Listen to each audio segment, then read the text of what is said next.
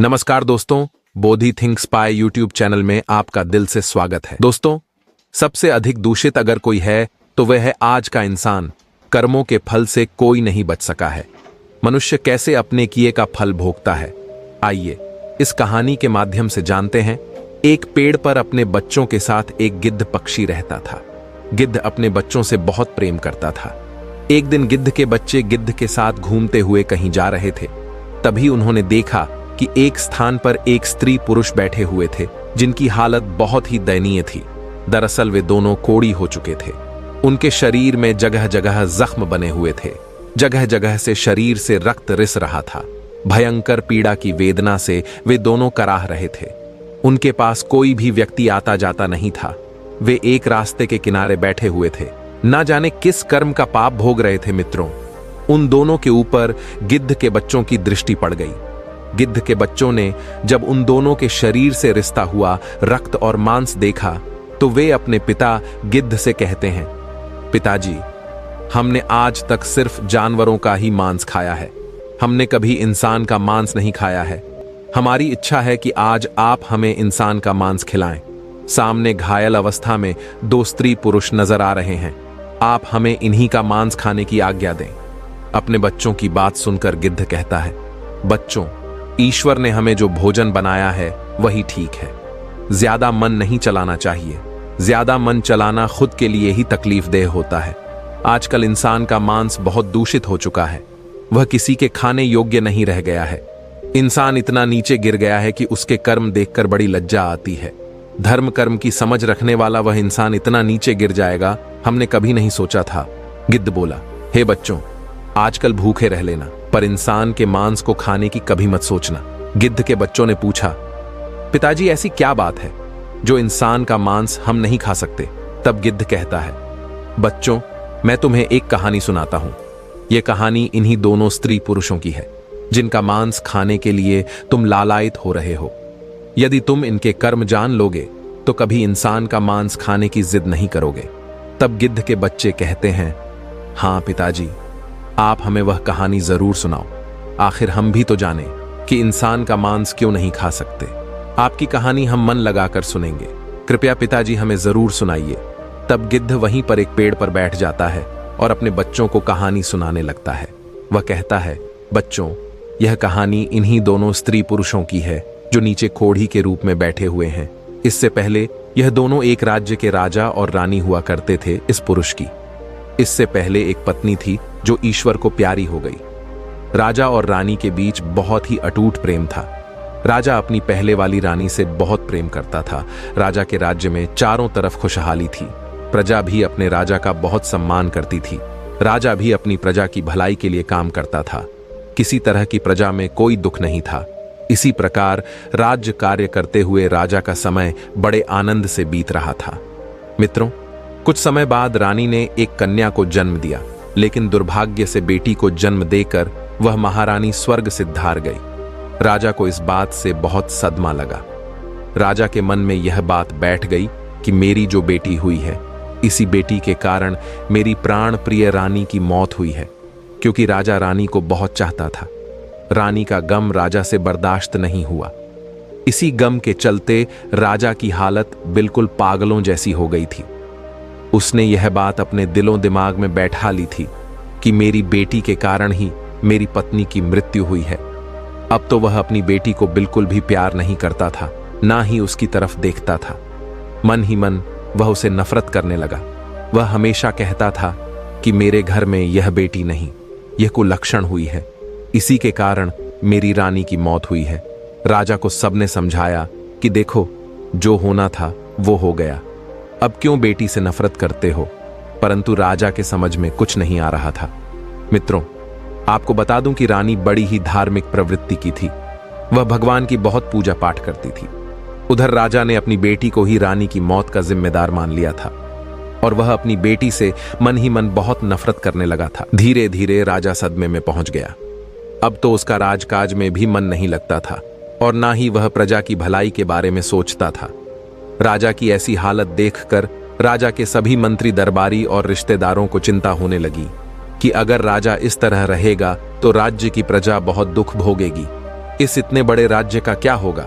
राजा की ऐसी हालत के बारे में जब पता चलेगा तो पड़ोसी देश के राजा बुरी मनसा से हमारे राज्य पर आक्रमण कर देंगे और हमारा राज्य बिल्कुल नष्ट भ्रष्ट हो जाएगा और इसकी तरक्की रुक जाएगी। सब ने राजा को मिलकर खूब समझाया, लेकिन राजा के मन से रानी की यादें नहीं निकल रही थीं। राजा की अबोध बच्ची हमेशा रोती रहती थी, लेकिन राजा उसे नजर भर के भी नहीं देखता था। दासियां ही उस राजकुमारी का लालन पालन करती थीं। राजा तो उसे कुलक्षणी कहता था और इसीलिए उसका नाम कुलक्षणी पड़ गया था। घर के रिश्तेदारों और मंत्रियों ने सलाह दी कि अगर ऐसा हुआ तो कैसे चलेगा, इसलिए उन्होंने राजा से दूसरा विवाह करने का प्रस्ताव रखा, जो राजा को सही लगा, क्योंकि रानी का गम भुलाने के लिए यह जरूरी था और उस लड़की के लिए भी एक मां की जरूरत थी। दासियां कब तक उसका पालन पोषण करती रहती? दोस्तों, इस प्रकार राजा ने अपना दूसरा विवाह रचा लिया। अब घर में दूसरी मां आ चुकी थी, लेकिन उस लड़की से जब उसका पिता ही प्रेम नहीं करता था तो वह दूसरी मां क्या खाक करती। राजा की दूसरी पत्नी भी उस लड़की से नफरत करने लगी थी। उसने कभी उस बच्ची को नहीं अपनाया। धीरे धीरे समय बीतने लगा। राजकुमारी अब 1 साल की हो गई थी और राजा तो उसे देखता ही नहीं था। जब वह अपने आंगन में ठुमक ठुमक कर चलती थी तब भी राजा का मन नहीं पिघलता था। राजा तो उसे नफरत की नजरों से ही देखता था। इसका फायदा दूसरी रानी भी उठाती थी। धीरे धीरे राजा की दूसरी पत्नी भी गर्भ धारण करती है। दोस्तों, समय के साथ उसने भी एक कन्या को जन्म दिया। अपनी बेटी और अपनी स्त्री को सकुशल देखकर राजा बड़ा प्रसन्न हुआ। उसकी प्रसन्नता की वजह यही थी कि उसकी रानी बिल्कुल ठीक थी, इसीलिए वह अपनी कन्या को अच्छे लक्षणों वाली समझ रहा था। अब तो राजा ने प्रजा में मिठाइयां बंटवाई और अच्छे से उस दूसरी राजकुमारी का नामकरण संस्कार करवाया। राजा ने उसका नाम सौभाग्यवती रखा। इस तरह मित्रों, सौभाग्यवती और कुलक्षणी दोनों ही साथ साथ पलने लगी। धीरे धीरे समय बीतता रहा। राजा रानी सौभाग्यवती को बहुत प्रेम करते थे, लेकिन जिसे वे कुलक्षणी मानते थे उसे फूटी आंख से भी नहीं देखते थे। समय अपनी गति से चलता रहा। धीरे धीरे राजकुमारी सौभाग्यवती को शिक्षा दिलाई गई। राजकुमारी की तरह उसके हर काम कराए गए, लेकिन कुलक्षणी को शिक्षा का भी प्रबंध नहीं किया गया। धीरे धीरे जब दोनों कन्याएं बड़ी हुईं तो देखने में दोनों बराबर की लगती थीं। दोनों में ज्यादा अंतर नहीं था, पर उनके पालन पोषण में राजा रानी की तरफ से बहुत अंतर था। सौभाग्यवती के जो कपड़े होते थे, अगर वे पुराने हो जाते तो उन्हीं कपड़ों को उतारकर कुलक्षणी को पहनने को दे दिया जाता था, क्योंकि मित्रों, जब पिता ही उसे प्रेम नहीं करता था तो दूसरा कौन देखने वाला था? बेचारी की मां तो थी नहीं। धीरे धीरे दोनों लड़कियां सयानी हो रही थीं। एक दिन रानी कहने लगी, महाराज, लड़कियां बड़ी हो गई हैं, अब इनका विवाह हमें करना चाहिए। दोस्तों, जो कुलक्षणी थी वह बड़ी ही धर्म प्रवृत्ति की थी। अपनी मां की तरह उसकी मां भी बहुत ही धार्मिक थी। जो उसे जन्म देकर मर गई थी वह भी बहुत धार्मिक थी और हमेशा भगवान की बहुत पूजा पाठ किया करती थी। जबकि सौभाग्यवती बड़े घमंड में रहती थी। उसे यह घमंड था कि वह राजकुमारी है, उसके पास मां और पिता दोनों का प्यार है, लेकिन बेचारी कुलक्षणी को माता पिता का प्रेम नहीं मिलता था।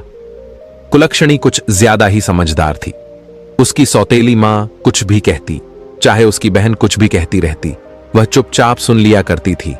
राजा रानी को छोड़कर महल के बाकी सभी लोग कुलक्षणी से हमदर्दी रखते थे, लेकिन सौभाग्यवती और उसकी मां हमेशा उसे डांटती रहती थी। राजा तो अपनी बेटी सौभाग्यवती को देखकर फूला नहीं समा आता था, जिसे वह कुलक्षणी मानता था। उसे देखकर तो वह रास्ता ही बदल लेता था। बेचारी कुलनी अपने पिता के प्यार को पाने के लिए तरसती रहती थी, लेकिन राजा कभी उसे अपनी आंखों के सामने भी नहीं आने देता था। राजा ने सख्त हिदायत दे रखी थी कि जब वह महल में आए तो उसकी बेटी कुलक्षणी उसके सामने ना आए। इस बात का पूरा ध्यान रखा जाता था। अब जब बेटियां शादी के लायक हो गईं तो शादी तो करनी ही पड़ेगी, भले ही राजा उसे कितना ही नफरत क्यों ना करता हो। बेटी की शादी तो करनी ही थी। रानी ने कहा, महाराज, दोनों बेटियां बड़ी हो गई हैं, इनके लिए कोई अच्छा सा वर तलाश कीजिए। राजा कहने लगा, हां रानी, विवाह तो करना ही पड़ेगा और जितनी जल्दी हो जाए उतना अच्छा है। इस कुलक्षणी का साया हमारे महल से हट जाएगा।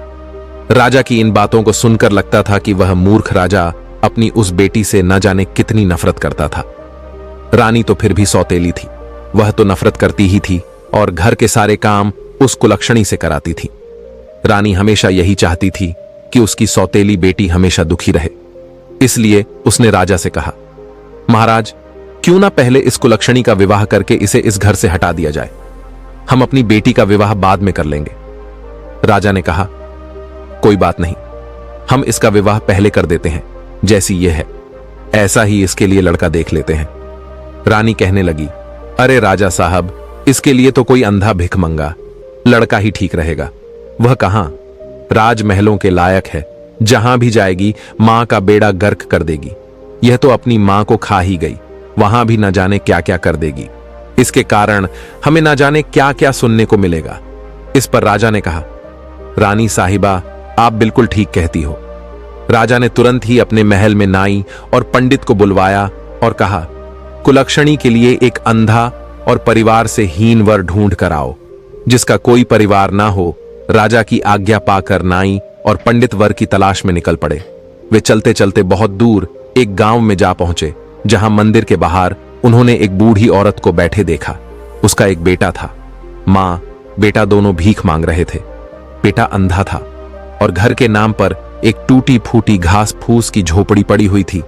नाई और पंडित उसे देखकर बहुत खुश हो गए, क्योंकि कई दिनों से उन्हें वैसा वर नहीं मिल रहा था जैसा राजा चाहता था। नाई और पंडित भिखारिन के पास गए और उससे कहा, माई, हम तेरे बेटे के लिए एक बहुत अच्छा रिश्ता लेकर आए हैं।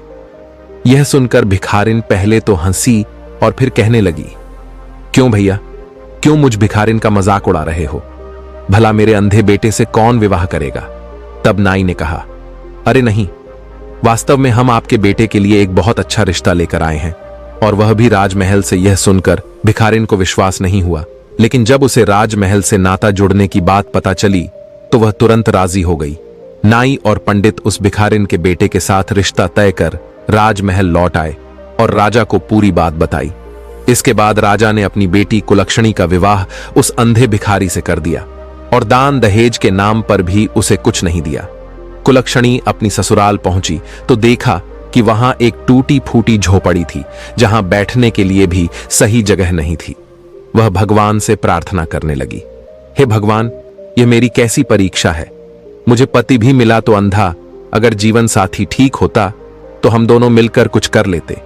खैर, भगवान जो भी करते हैं अच्छा ही करते हैं। कुलक्षणी ने यह मान लिया कि उसका पति ही उसका परमेश्वर है और उसने अपने पति और सास की सेवा करना शुरू कर दिया। वह उनके लिए खाना बनाती और सबसे पहले उन्हें खिलाती, फिर खुद खाती। उसने अपने जीवन को भगवान की इच्छा मानकर स्वीकार कर लिया और ससुराल में बड़े प्रेम से रहने लगी। दूसरी तरफ जब काफी समय बीत गया तो रानी ने राजा से कहा, महाराज, अब तो वह मनहूस लड़की हमारे घर से जा चुकी है। अब हमें उससे छुटकारा मिल चुका है। क्यों ना अब हम अपनी बेटी का किसी अच्छे राजघराने में विवाह कर दें। अब बिना देर किए राजा ने नाई और पंडित को बुलाकर टीका की सामग्री लेकर किसी अच्छे राजकुमार की तलाश में भेज दिया। राजा ने कहा, पुरोहित जी, हमारी इस बेटी के लिए एक अच्छे राजा का बेटा होना चाहिए, क्योंकि एक अच्छा राजकुमार हो जिसका राज्य बहुत बड़ा हो। राजा के बताए अनुसार नाई और ब्राह्मण एक चक्रवर्ती राजा के यहां पहुंचे। क्योंकि राजकुमारी सौभाग्यवती देखने में बहुत सुंदर थी, इसीलिए उन्होंने राजकुमार भी सुंदर ही तलाश किया। राजा का इकलौता बेटा था और वह एक चक्रवर्ती सम्राट बनने वाला था। नाई और पुरोहित ने बिना देर किए उस चक्रवर्ती राजा के बेटे को सौभाग्यवती का टीका चढ़ा दिया और सारी बात आकर राजा को सुना दी। मित्रों, राजा ने सौभाग्यवती का विवाह बड़ी धूमधाम से कर दिया। हजारों हाथी, घोड़े, रथ दहेज दान में दिया और बड़े ही भव्य तरीके से अपनी बेटी की विदाई की। उधर वह बेटी जिसे राजा कुलक्षणी कहा करता था, वह बेचारी जैसे तैसे दिन काट रही थी। सौभाग्यवती एक राजा के घर में ब्याह कर गई थी, इसलिए वह रानी बनकर आनंद से अपना जीवन यापन करने लगी। उसे शुरू से ही अपने माँ बाप का प्यार मिला था और यहाँ भी उसे अच्छा पति और राजमहल के सारे सुख मिल गए थे। उधर कुलनी अपने भिखारी पति के साथ उस झोपड़ी में रह रही थी। एक दिन कुलक्षणी अपनी सासू माँ से बोली, माँ जी, आप रोज रोज भीख मांग कर लाती हो। आपका भीख मांगना मुझे अच्छा नहीं लगता। इससे तो अच्छा है कि हम कोई काम कर लें और कमा कर खाएं। तब उसकी सास कहती है, बहू, वैसे तो तेरे माँ बाप और लोग तुझे कुलक्षणी कहते हैं, लेकिन हमारे घर की तू लक्ष्मी है। तू जो बात कहेगी वह मैं मान लूंगी। भिखारी की बहू कहने लगी, माँ जी, इन पैसों में से कुछ पैसे आप मुझे दे दो। मैं इन पैसों से कुछ खरबूजे और तरबूज खरीद कर लाऊंगी, क्योंकि गर्मी का मौसम है और इस मौसम में खरबूजे और तरबूज खूब बिकते हैं। मैं उन्हें बेचूंगी, कम से कम हम अपने आत्मसम्मान से तो रहेंगे। आप रोज रोज भीख मांगने जाती हो, 10 लोग आपको ठुकराते हैं, कोई 1-2 तरस खाकर कुछ दे भी देता है। मुझसे यह देखा नहीं जाता कि लोग आपका अपमान करें, इसलिए आज से आप घर पर रहो और मैं खरबूजे और तरबूज बेचने जाया करूंगी। सास ने कहा, नहीं नहीं बहू, तू भला कहां जाएगी? बहू ने कहा, मां जी, आप चिंता मत करिए, मैं यह सब कर लूंगी। सास बोली, ठीक है। उसकी सास और पति भीख में जो पैसे इकट्ठे किए थे वह पैसे अपनी बहू के हाथ में रख देते हैं। बहू बाजार गई और एक डलिया ली और उसमें कुछ तरबूज और खरबूजे खरीद कर रख लिए। जंगल के रास्ते पर एक मंदिर था, वह उसी मंदिर के सामने जाकर बैठ गई। वहां से गुजरने वाले लोगों को तरबूज और खरबूजे बहुत पसंद आते थे, इसलिए हाथों हाथ उसके तरबूज और खरबूजे बिक गए। सारे तरबूज तो बिक गए, केवल 2 खरबूजे उनके पास रह गए थे। दोस्तों, उसी समय संयोग से विधि और विधाता भगवान उसी रास्ते से गुजर रहे थे। विधि कहने लगे, प्रभु देखो कितने सुंदर खरबूजों की सुगंध आ रही है, मुझे भी यह खरबूजे खाने हैं। विधाता बोले, देवी कहां, तुम इन खरबूजों के चक्कर में पड़ रही हो, चलो हमें उज्जैन पर पहुंचना है। विधि ने कहा, नहीं नहीं प्रभु, मुझे तो ये खरबूजे खाने हैं। माता विधि जिद कर गई, कहने लगी, देखो वह स्त्री खरबूजे बेच रही है और वह तो आपकी भक्त है, प्रभु हमें उससे खरबूजे जरूर लेना चाहिए। दोस्तों, माता विधि और विधाता ने एक बूढ़े और बुढ़िया का रूप धारण किया और पहुंच गए उस खरबूजे वाली के पास। उसके पास मात्र 2 ही खरबूजे बचे थे। माता विधि और विधाता ने बहुत ही दीन रूप बनाया था। फटे पुराने वस्त्र थे, जर्जर हालत थी। एक दूसरे का हाथ पकड़े हुए वे उसके पास पहुंचे, जाकर कहने लगे, बिटिया हम दोनों भूखे हैं, क्या हमें कुछ खरबूजा खाने को मिलेगा? तो कुलक्षणी कहने लगी, माई आप बैठो, इतनी गर्मी पड़ रही है, लो पहले पानी पी लो। उसके पास थोड़ा सा पानी था। पहले उसने विधाता और माता विधि बने हुए उन दोनों वृद्ध दंपति को पानी पिलाया और आराम से उन्हें बैठाया। उसके बाद एक करके दोनों को खरबूजा खाने को दिया। दोनों लोगों ने वे दोनों खरबूजे खा लिए। उसके बाद माता विधि कहने लगी, बिटिया हमारे पास तो तुम्हें देने के लिए कोई पैसे नहीं है, हम कहां से पैसे देंगे? हम तो भूखे थे इसलिए खरबूजे तो हमने खा लिए। वह कहने लगी, कोई बात नहीं मां, आज मैं खरबूजे बेचने आई थी और ईश्वर की कृपा से मेरे सारे खरबूजे बिक गए। अब मेरे पास सिर्फ यह 2 खरबूजे शेष बचे थे। अगर आपने उन्हें खा लिया है तो यह भी मेरे लिए पुण्य का काम है। आप तो बूढ़ी माँ हो, मेरी कोई माँ नहीं है, और आपने मुझसे इतने प्यार से बेटी कहाँ है? बेटी शब्द सुनने के लिए तो मैं और मेरे कान ही तरस गए थे। कभी मेरे पिता ने भी मुझे बेटी का प्यार नहीं दिया। तब माता विधि बनी हुई बूढ़ी माँ कहती हैं, बिटिया मैं काफी दूर से चलकर आई हूं और राह चलने के कारण मेरी सांस फूल रही है, मेरे पैरों में बड़ा दर्द हो रहा है। कुलक्षणी ने कहा, लाओ मैया, मैं तुम्हारे पैर दबा देती हूं। इतना कहकर वह माता विधि के चरण दबाने लगती है। ठंडी हवा चल रही थी। विधि मां को नींद आ जाती है।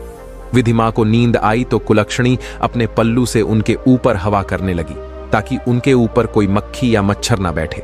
दोस्तों, विधाता भी वहीं पर लेट गए। जब माता विधि की आंख खुली तो वे दोनों बड़े प्रसन्न हुए। कहने लगे, बेटी तूने तो हमारी बहुत सेवा की है और हमारे पास तो तुम्हें देने के लिए कुछ भी नहीं है, हम तुम्हें क्या दें? वह कहने लगी, कोई बात नहीं मां, मेरी कोई मां नहीं है। तुम्हारी सेवा करके तो मुझे मां जैसा प्यार मिला, ऐसा लगा जैसे तुम मेरी मां हो। तब माता विधि कहती हैं, अच्छा बेटी अब हम चलते हैं। जाते हुए माता विधि ने विधाता से कहा, प्रभु अगर आपकी झोली में कुछ पड़ा हो तो इस बेचारी को दे दो। यह बेचारी बड़ी ही गरीब है और इसके पिता ने इसके साथ बहुत अन्याय किया है।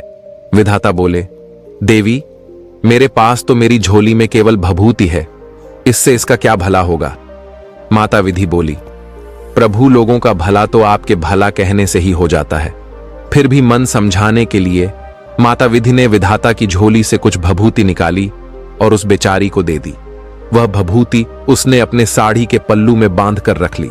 शाम को जब वह अपने घर पहुंचती है तो अपनी सासू मां से कहती है, मां जी, आज एक बूढ़ी मां और एक बूढ़े बाबा की सेवा करके मुझे अपार सुख मिला।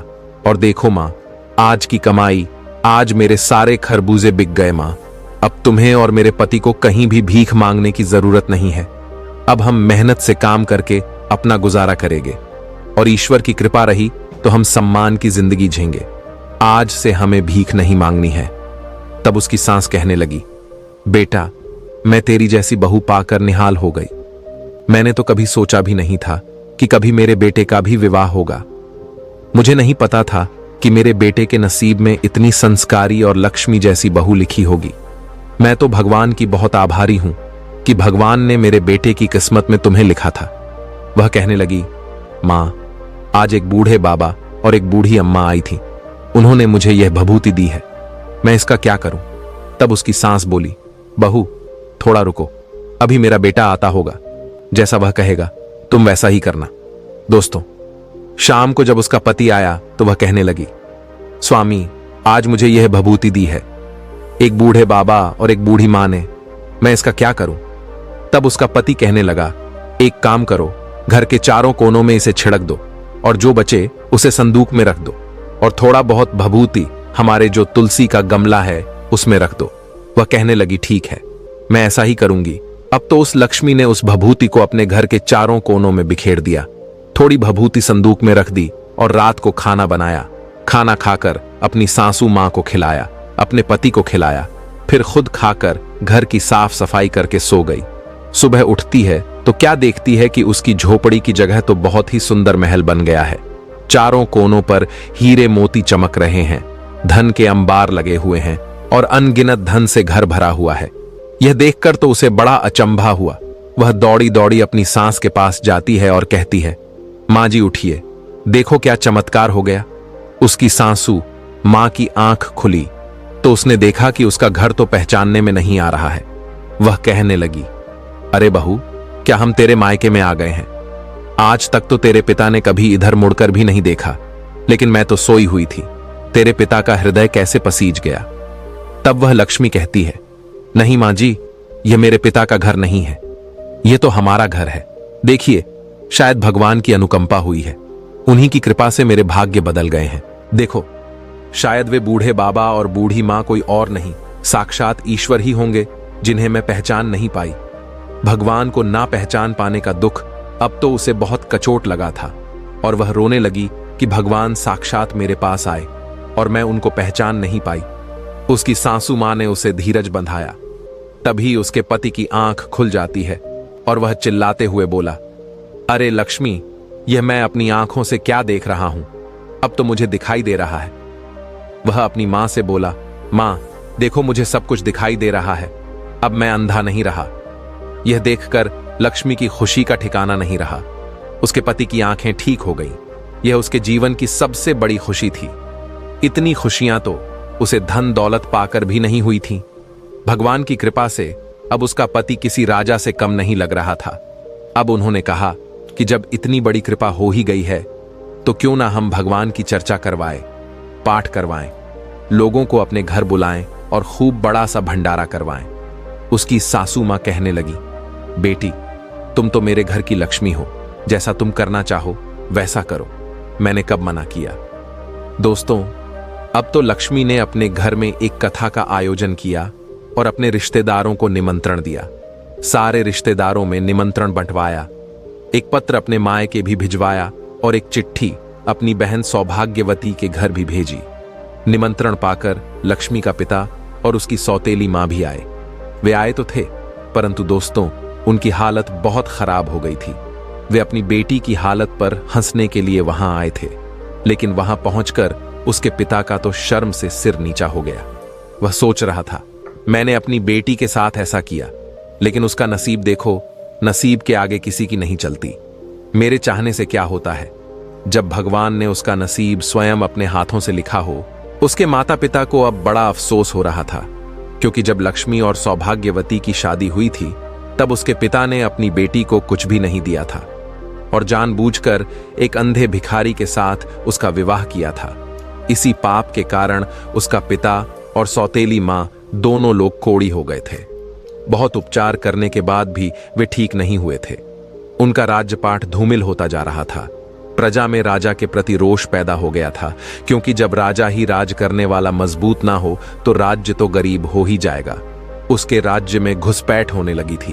उसका पिता एक नाम मात्र का राजा रह गया था। दोस्तों, जब उसकी बहन सौभाग्यवती आई, और सौभाग्यवती तो पहले से ही घमंडी थी, वह पहले ही लक्ष्मी को बात बात पर ताने मारती थी। जब सौभाग्यवती आई तो उसने अपनी बहन की शान शौकत देखकर उसकी आंखें फटी की फटी रह गईं।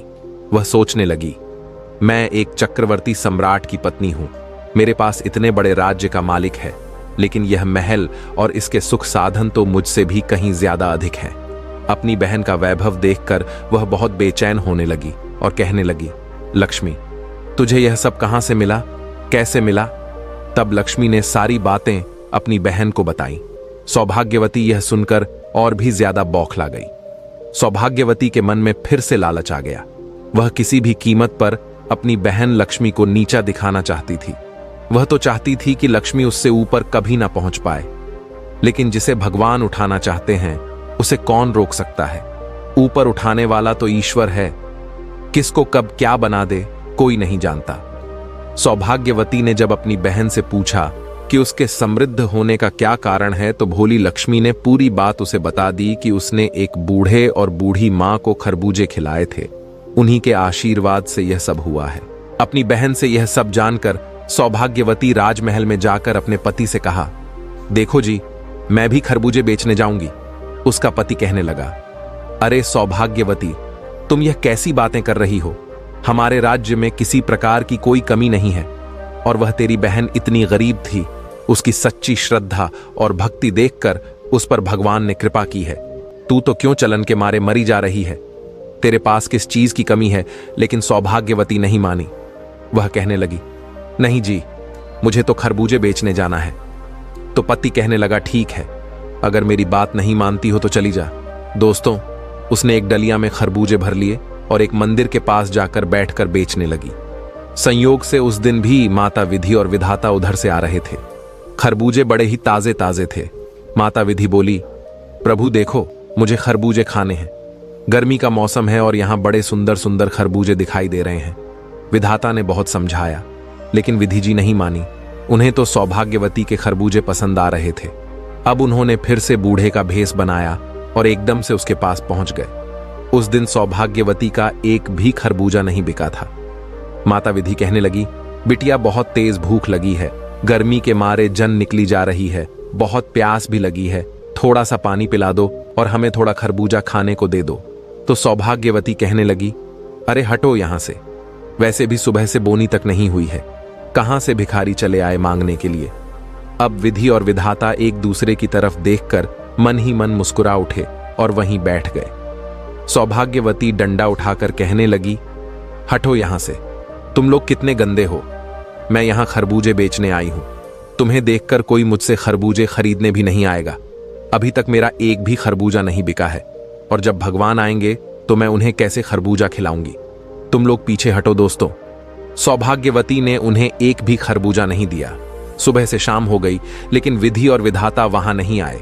वह उठकर चलने लगी और कहने लगी, अब मैं जा रही हूं। जब भगवान साक्षात नहीं आए, उसने उस बुढ़िया से ही कहा, हे बूढ़ी मां, आप ही मुझे थोड़ी सी भभूति दे दो। तो माता विधि विधाता से कहने लगी, हे प्रभु, इसे थोड़ी सी भभूति दे दीजिए। विधाता ने अपने झोले में हाथ डाला और सौभाग्यवती को थोड़ी भभूति निकाल कर दे दी। सौभाग्यवती खुशी खुशी अपने घर आई और अपने पति से बोली, देखो जी, मैं भभूति ले आई हूं, अब इसका क्या करना है। इतना कहकर उसने वह सारी भभूति अपने घर में छिटक दी और थोड़ी सी तुलसी के गमले में डाल दी। शाम को खाना खाकर सो गई।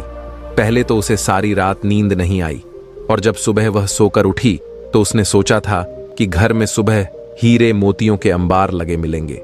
सोच सोच कर वह बड़ी खुश हो रही थी। लेकिन जैसे ही सुबह उठी तो क्या देखती है कि उसके महल की जगह एक झोपड़ी बन गई है, और जगह जगह कीड़े मकोड़े भिन्न भिना रहे थे। अब तो सौभाग्यवती मुंह पकड़कर रोने लगी और कहने लगी, हे भगवान। अब वह गाली ग्लोस करने लगी और अपनी बहन को गाली देने लगी कि इसने ये क्या करवा दिया। अब उसका पति उसे समझाने लगा, देखो सौभाग्यवती, तुमने जो लालच में आकर यह सब किया है, इसीलिए तुम्हारे साथ ऐसा हुआ है।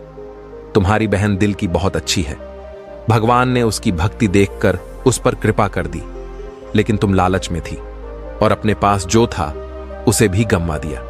जो अपने पास होता है उसी में संतोष करना चाहिए। उसके पति ने उसे खूब समझाया, लेकिन सौभाग्यवती अपनी बहन लक्ष्मी को कोसने लगी। वह कहने लगी, लगता है मेरी उस बहन की छाया मुझ पर और मेरे घर पर पड़ गई है, इसलिए हमारे साथ ऐसा हुआ है। उसके पति ने उसे बहुत डांटा और कहा, तुम अभी भी सुधर जाओ। जब यह खबर उसके मायके में पहुंची तो राजा और रानी जो कोढ़ी हो गए थे वे उसे देखने के लिए आए। अपने माता पिता की ऐसी हालत देखकर सौभाग्यवती कहने लगी, अरे दूर हटो, तुम मेरे घर के अंदर मत आना।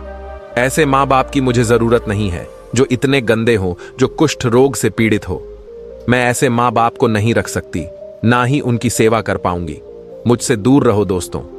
उसके माता पिता अपनी बेटी के दुख में दुखी होने के लिए आए थे, लेकिन उसकी बेटी ने उन्हें डांट फटकार कर भगा दिया। और जब यह बात लक्ष्मी को पता चली कि उसके माता पिता दर दर के भिखारी हो गए हैं और उसकी बहन का राजपाट नष्ट हो गया है, तो लक्ष्मी अपने पति के साथ उसे देखने के लिए उसके घर आई। उसने अपना आधा धन देकर अपनी बहन का राजपाट फिर से बसाया और अपने माता पिता को वहां से अपने साथ ले गई। परंतु वे दोनों कोढ़ी हो चुके थे। उनके पाप इतने प्रबल थे कि भगवान की प्रार्थना करने पर भी वे दोनों ठीक नहीं हो सकते थे। तब उन्होंने कहा, बेटी, अब हमें अपने किए की सजा भोगनी है, तुम हमें माफ कर दो। अपने बेटी के चरण छूने के बाद क्षमा मांगकर वे दोनों उसके घर से चले जाते हैं दोस्तों, और किसी एकांत स्थान पर बैठकर भगवान की प्रार्थना करते हैं और अपने कुकर्म की क्षमा मांगते हैं दोस्तों। उनके शरीर से रक्त और मांस गल गल कर नीचे गिर रहा था। भगवान ने उन्हें उनके पापों की सजा दी थी। अपने पाप का फल भोगे बिना उनका किसी भी औषधि से इलाज संभव नहीं था, इसीलिए उन्हें एकांत स्थान पर ले जाकर छोड़ दिया गया। अब उन्हें अपनी गलती का पूरा एहसास था कि जिसे वे कुलक्षणी समझ रहे थे वह तो साक्षात लक्ष्मी निकली, और वे अपनी गलती के लिए ईश्वर से क्षमा याचना कर रहे थे। पर उनका पाप बहुत बड़ा था, इसलिए उन्हें कोई आराम नहीं मिला। वे अपने कर्मों का फल उसी जिंदगी में बैठे बैठे भोग रहे थे। उधर दोस्तों गिद्ध बोला, हे बच्चों, ये दोनों स्त्री पुरुष वही हैं। अब बताओ कि क्या तुम अब भी उस इंसान का मांस खाना चाहोगे? उन दोनों की कहानी सुनकर गिद्ध के बच्चे कहने लगे, पिताजी हमें माफ कर दो।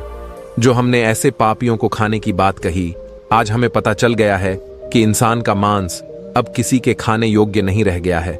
सबसे अधिक दूषित अगर कोई है तो वह इंसान है। इस प्रकार गिद्ध अपने बच्चों के साथ वहां से चला जाता है। दोस्तों, इस कहानी से हमें यह सीख मिलती है कि कर्म का दंड हमें जरूर भोगना पड़ता है। जो माता पिता अपनी सौतेली बेटी या बेटे के साथ बुरा व्यवहार करते हैं, उनके साथ ऐसा ही होता है। बुरे कर्म का फल बुरा ही होता है। मुझे सुनने के लिए धन्यवाद दोस्तों।